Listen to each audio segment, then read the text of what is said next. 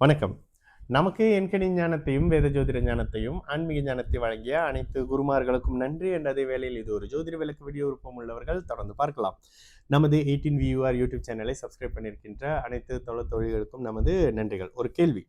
We cannot put Buddhan and Shukran opposite sun bro because that both planet always close to sun. அதாவது ஜோதிட நுண்ணறிவு class 8ல் வந்து அந்த second வீடியோவில் சந்திர அதியோகத்தில் சந்திரன் எப்படி இருந்தால் சுபகிரகங்களை வலுப்படுத்தும், சந்திரன் எப்படி இருந்தால் சுபகிரகங்களை வலுப்படுத்த முடியாது அப்படின்ற ஒரு அமைப்புகளை எக்ஸ்பிளைன் பண்ணுறதுக்காக ஒரு விஷயம் போட்டிருந்தோம். அதாவது சூரியனுக்கு சந்திரனுக்கும் எதிர்நிலையில் ஒரு உதாரணத்துக்காக போட்டிருந்தோம். அந்த அமைப்புகள் கிரகங்கள் வராது. அதாவது எப்பொழுதுமே பூமிக்கு உள்பகுதியில், அதாவது சூரியனை ஒட்டிய புதனும் சுக்கிரனும் சூரியனை விட்டு அதிகபட்சமாக 4 ராசி வீடுகள் மட்டுமே கடப்பாங்க. அதாவது சுக்கிரனை பொறுத்த வரைக்கும் ஒரு குறிப்பிட்ட 40-48 டிகிரியும், இவர் புதன் வந்து ஒரு 28 டிகிரி அமைப்புகள் மட்டுமே அந்த முன்ன பின்ன அமைப்புகள் இருப்பாங்களே தவிர முழுமையான சமசப்தம அமைப்புகள்ல எதிர்த்தன்மையில, அதாவது சூரியனுக்கு எதிர்த்தன்மையில புதனாலையும் சுக்கிரனாலையும் வர முடியாது அப்படின்றத அவர் கமெண்ட் கொடுத்திருக்காரு. அது உண்மைதான். அந்த கிளாஸ் அமைப்புகள்ல சந்திர அதியோகத்தை விளக்குறதுக்காக அந்த விஷயத்த சொல்லியிருப்போம். எப்பயுமே இதுல ஏங்க அந்த அமைப்புகள், இதுல அந்த வக்கர நிலைகளும் சில அமைப்புகள்ல வரும். ஓகே, எப்பயுமே பூமியில் உள் அமைப்புகள், அந்த நம்ம இருக்கிற பூமிக்கு, அதாவது சூரியன், புதன், சுக்கிரன், பூமி, செவ்வாய், குரு, சனி, இந்த ஆர்டர்ல தான் பிளானட் வானத்துல இருக்கு. ஓகேங்களா? அப்போ இந்த சூரியனுக்கு, புதனுக்கு, சுக்கிரனுக்கு மத்தியில பூமியா நம்ம இருக்கிறோம். அதுதான் நம்மளுடைய பார்வையின் அடிப்படையில, திருஷ்டியின் அடிப்படையில ஜோதிடம், திருக்கணிதம் அப்படின்னு சொல்றோமா.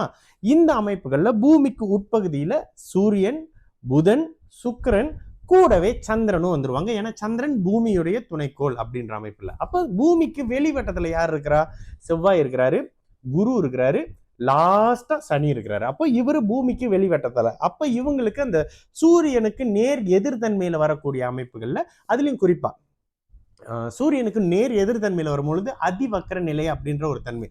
அதுல இன்னொன்னு என்ன சொல்லலாம், சூரியனுக்கு 9ல் அவங்க ஸ்டார்ட் பண்ணும்பொழுது, சூரியனிலிருந்து கனெக்ட் பண்ணும் பொழுது 5ஆம் வீட்டிலிருந்து அவங்க தொடங்கக்கூடிய 5ஆம் வீடு, 6ஆம் வீடு, இந்த இடத்துல வக்கர அமைப்புகள் தொடங்கக்கூடிய அமைப்புகள்லையும் நேர் எதிரில் சூரியனுக்கு சமசப்தமமாக இருக்கக்கூடிய குரு, செவ்வாய், சனி அப்படியே அதிவக்கர நிலை அமைப்புகளையும், அதுக்கு பிறகு அப்படியே 8-9ஆம் இடத்துல வக்கர நிவர்த்தி அடைந்து இயல்பு நிலைக்கு திரும்புறாங்க அப்படின்ற கான்செப்ட் ஜோதிடத்துல சொல்லப்படுது. அதனால இந்த வக்கர நிலைனால குரு அப்படியே வக்கர நிலை அடைந்து சனியா மாறிடுவாரு, சனி அப்படியே வக்கர நிலை அடைந்து சுக்கிரனா மாறிடுவாரான்னு கேட்டா இல்ல. அந்தந்த கிரகம் வக்கர நிலை அடைந்தாலும் குரு தான், வக்கர நிலை அடையலனாலும் குரு தான். குரு ஒரு கிரகம் தன்னுடைய தன்மைகளை கொடுக்கும் அப்படின்ற அமைப்புகள்ல வந்துடும். இதுதாங்க அமைப்பு. இதுல இயல்பாக சூரியனுக்கு எதிர்நிலையில, சூரியனை விட்டு முன்ன பின்ன ஒரு 3 அல்லது மேக்சிமமா 4 ராசிகள், அதாவது சூரியனுக்கு கேந்திரத்துல, சூரியனுக்கு பக்கத்துல இப்படி இருக்க முடியுமே தவிர்த்து சுக்கிரனாலையும் புதனாலையும் சூரியனுக்கு எதிர்நிலையில செல்ல முடியாது.